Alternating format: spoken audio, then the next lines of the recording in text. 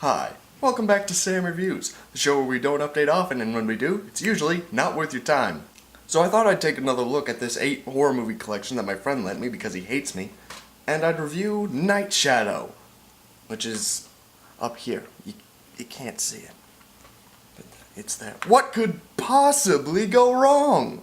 Any of the following. So our movie begins with a credit sequence so long and drawn out, you'd think you were watching a Birdemic sequel. But it's not long before our main heroine comes face to face with the main love interest of the movie, Dave, who appears to be trying to seduce her on the side of the road. Anyway, it appears Dave is a bit late on his way to deliver some Arby's freshly sliced meat, but it's not long before he's able to seduce Jim into giving him a ride to where he needs to go. Oh, Dave, there's no need to keep seducing him, he already gave you the ride. So, where do you want me to drop you?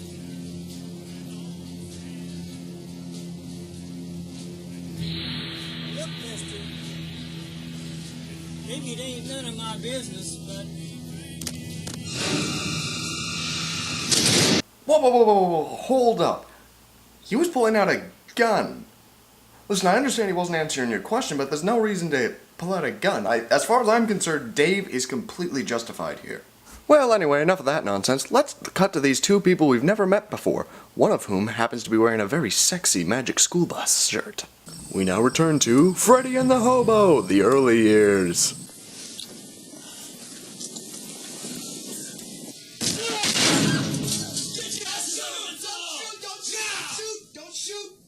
Don't shoot! Please, don't.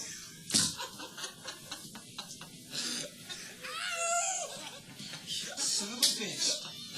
God! Wow, what a bunch of assholes. One of these days your jokes are gonna go a little too far, Ty. You want to know what the best part about that line was? It wasn't even foreshadowing. This never comes back to bite them in the ass. I hate this movie.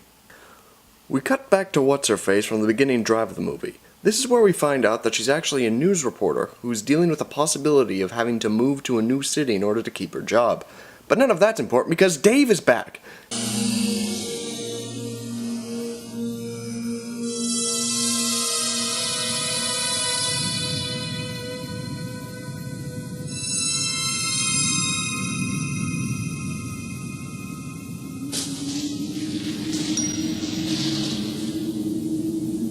Don't look at me, I don't know what the hell this means.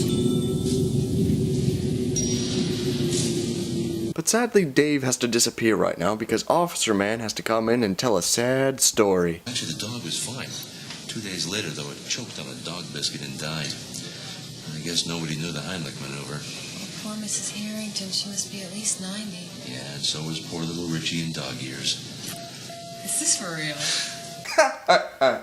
Get it? Someone's dog is dead. Later we see that the police officer man has discovered a murdered body and has set up a patrol thing, and then he brings in this old lady right in the frame to show her the thing because he's an asshole. No, really, this lady has nothing to do with what's going on. He just brought her in on the crime scene to be an asshole. Hello, Gene. Hey, Alex, this is Gene Krabelski. Is no one going to comment on the fact that he just put a snake on the table? Yes, come look. That's neat. Yeah, and Ty here. Now here's an item to talk about. Look at that. See, hey, if you ever want fish, I'm talking fresh fish. You call that number. We got. Where the hell are you getting all these things? Are you pulling them out of your ass? It's all over the place. Yeah, I got some more in the car. Good night. Good night. Good night. Why are you here? In a surprisingly competent turn of events, one of the police officers takes a look at the abandoned vehicle that Dave left behind and actually investigates what's inside the bleeding trunk. But it doesn't look too good. I guess that Arby's meat spoiled after being in the sun for too long. Or from being Arby's meat.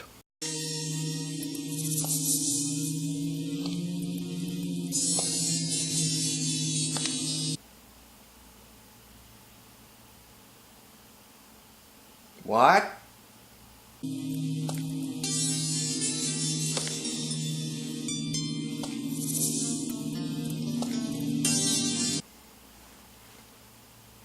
Okay then.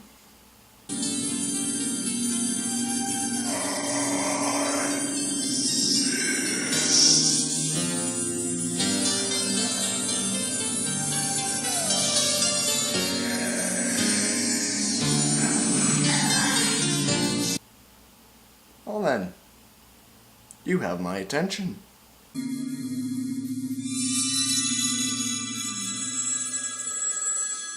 Well, that's the last time I eat peyote before going to sleep. 30 calls this morning, talked to 4 or 5 different television reporters and 3 newspapers. I don't see that we have a choice. I think we have to contain this thing before it escalates into mass hysteria. Well, considering you've already talked to several news outlets about this, I guess that means that the people already know, dumbass! You know, it's bad in a movie like this when the most intriguing thing to me is that they haven't put the toast down and it's bugging the shit out of me. So we find out the brother repairs hotel rooms for a living, and I guess he must be pretty bad at his job because the hotel room itself attacks him.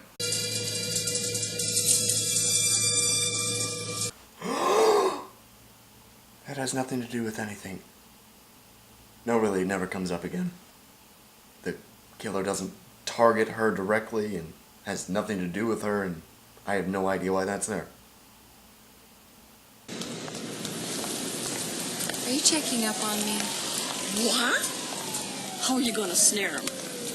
Take him to lunch? Yeah, are you gonna take him to lunch and poison his food, or are you just gonna go to the movies and strangle him? Listen up. I don't give a damn about your aspirations. As long as you work under me, I want you to lead in allegiance. You got that? You can just smell the sexual tension these people are giving off. It's kind of beautiful. I don't know why the police are spending all this effort trying to find the killer, since he's obviously in that building!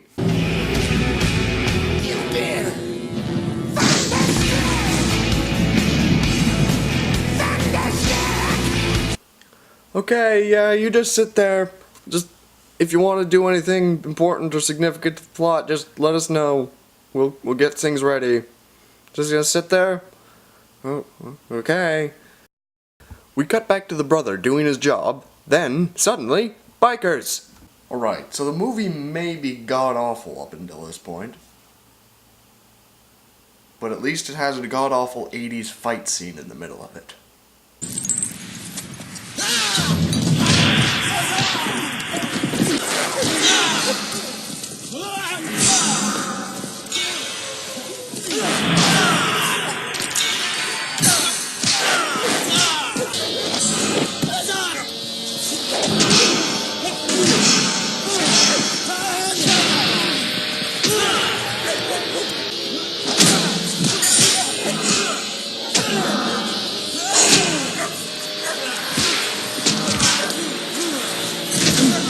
And then the bikers just leave, never to be seen again. This has been your random 80s fight scene for the day.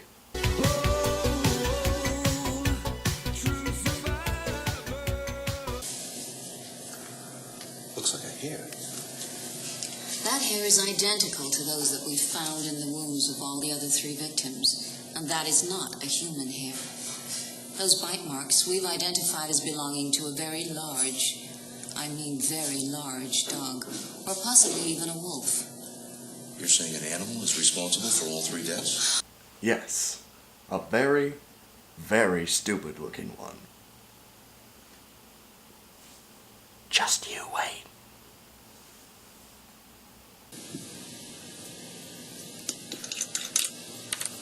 Whoa, hold up. Why would you put that there? I mean, I've heard of assholes spoiling the movie, but I didn't think the movie would spoil the movie. Also, does this mean werewolves exist in this universe? Because if so, then why isn't a werewolf one of the suspects? Maybe I'm just thinking too much about this. Why would that newspaper be there?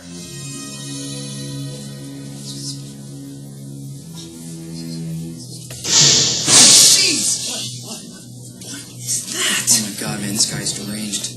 1. How did you not smell that earlier? 2. Why did you go back into that room? 3. Why don't you report this to the police? 4. What was with that fight scene earlier? Sick 'em, boys. You know what I'm thinking?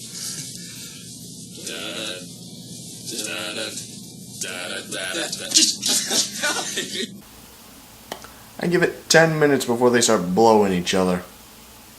Don't worry about Dave. He's just upset because somebody stole his Klondike bar. He worked hard for that, damn it!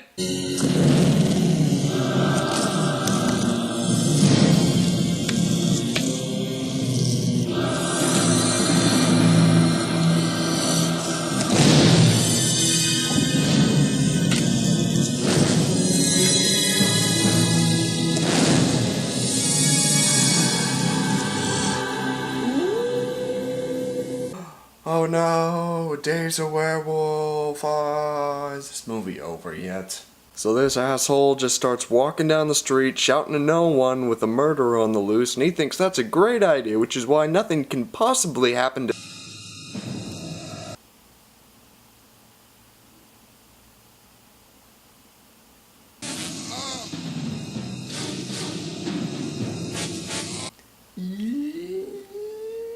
This is gonna be good.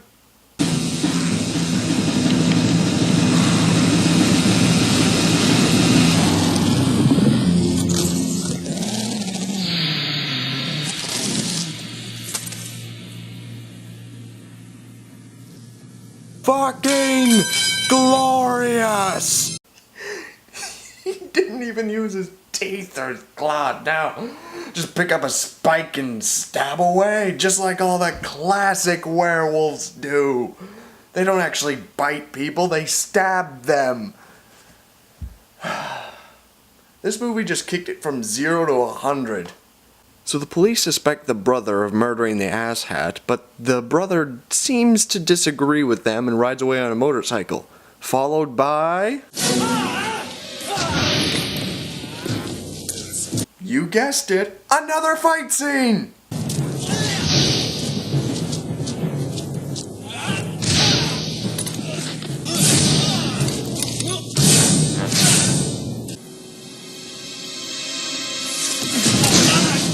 So the police officer suspects that something might be going on inside the building and decides to check by himself without calling backup. And, well, you know what's gonna happen.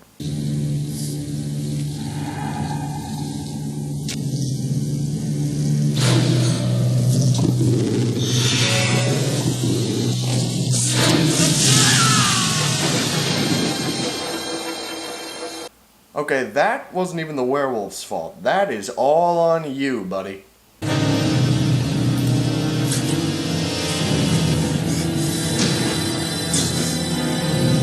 Okay, so I've been pretty hard on this movie so far, and that's fair enough, because this movie is boring as hell and stupid, but this ending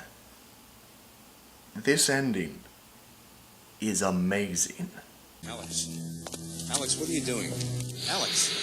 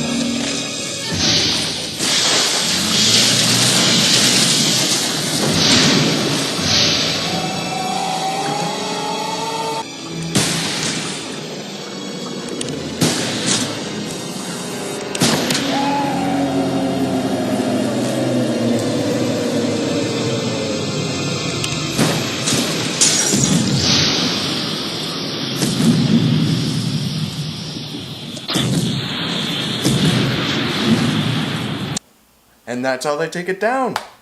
No silver bullets, no stake through the chest, just shoot it and blow it up. And I think that's fucking glorious. And after that, the movie just sort of stops. There's no resolution, we don't learn anything more about the characters, we don't find out what happened after this, but at least it's over, I guess. And that was Night Shadow. Christ on a bike. Okay, so this might be hard to tell because of the way I've been editing the movie, but I cannot stress enough how boring this movie is. It is almost unbearable. Of all the movies I've had to sit through, this is the one that took me the longest to watch. I had to pause the movie and then come back to it later so many times it was agonizing almost. This movie never even gets to the level of so bad it's good territory. Honestly, it's just agonizing to sit through. If you're gonna watch a movie that's so bad it's good, I'd recommend watching The Last Vampire on Earth. That was at least so intriguing in its terribleness, and 1,000 times more interesting than this. And there you go. That was my second review I've ever done for a movie that I absolutely hate. Tune in next week, or next month, or next year for another review. I don't even know if I'll do another review. I think I'm done with this shit. Good night!